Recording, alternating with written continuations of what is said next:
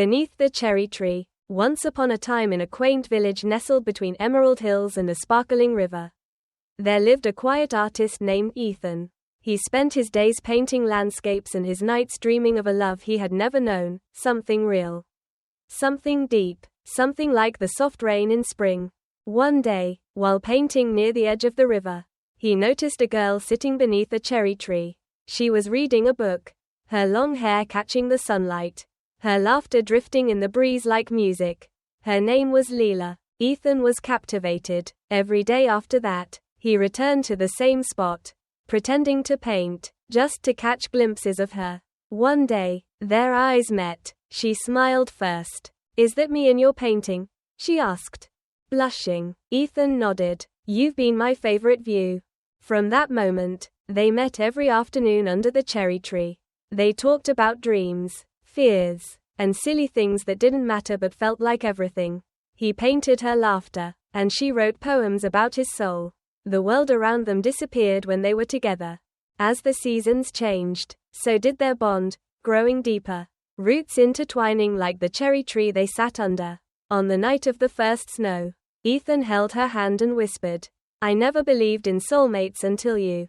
Years passed, but the magic never faded.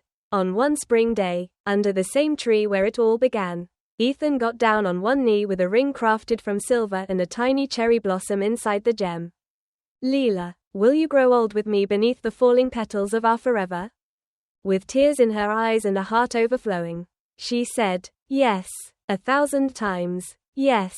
They built a small house not far from the tree, where they raised children and grew old, still laughing, still painting, still writing poems under blossoms that fell like blessings. And every year, when the petals danced in the wind, they returned to that spot, where love first found them.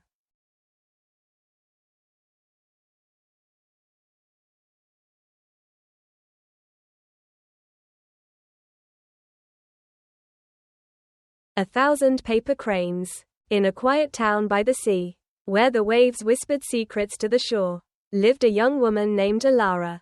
She ran a tiny bookshop tucked between an old bakery and a flower stall. Every morning, the scent of roses and warm bread filled her world. But her favorite scent was the salt in the air, because that was how she remembered him.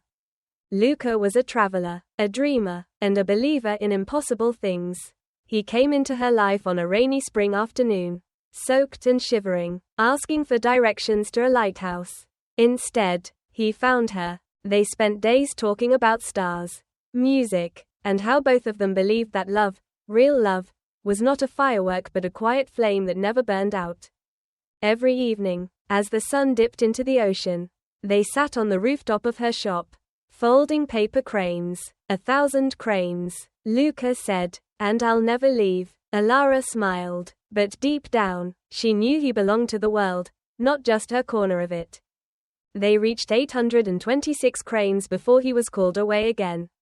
Chasing clouds across countries, he kissed her forehead, promised letters, and said he'd return when the last crane was folded. Years passed, the bookshop grew, flowers changed with the seasons, but the 827th crane never came. Still, Alara folded one crane every week, until the count reached 999. And then, on a misty morning, just before dawn, he returned. No words, just a quiet smile and a trembling hand holding the final crane. She took it, folded it, and whispered, "Now you never have to leave." They kissed, like the first time, like the last time, like all the time in between. And in the little bookshop by the sea, under the watchful gaze of 1,000 paper cranes, love stayed.